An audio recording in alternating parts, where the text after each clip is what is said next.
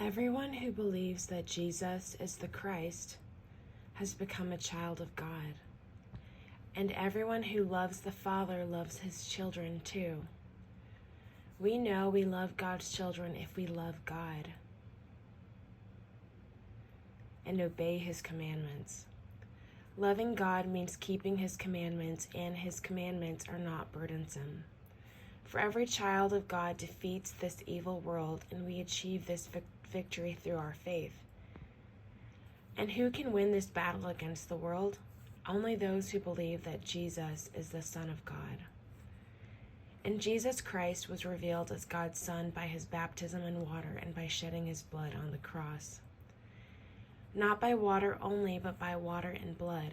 And the Spirit, who is truth, confirms it with his testimony. So we have these three witnesses: the Spirit, the water, and the blood.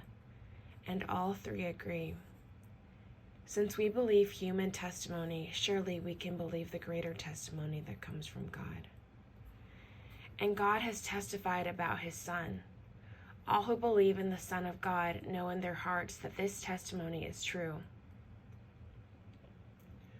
Those who don't believe this are actually calling God a liar because they don't believe what God has testified about his Son. And this is what God has testified. He has given us eternal life, and this life is in his Son. Whoever has the Son has life.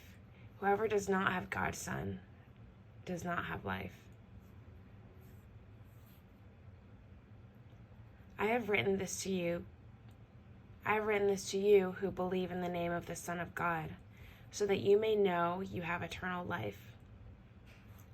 And we are confident that he hears us whenever we ask him for anything that pleases him.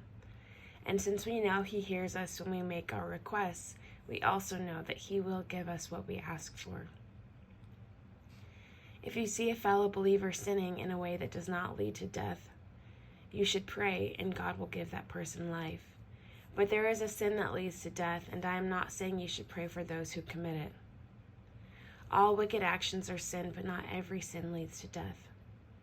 We know that God's children do not make practice of sinning, for God's Son holds them securely, and the evil one cannot touch them.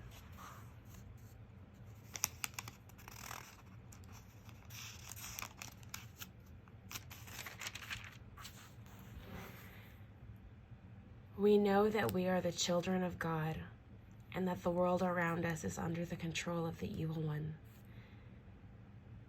And we know that the Son of God has come, and he has given us understanding so that we can know the true God. And now we live in fellowship with the true God because we live in fellowship with his Son, Jesus Christ. He is the only true God, and he is eternal life.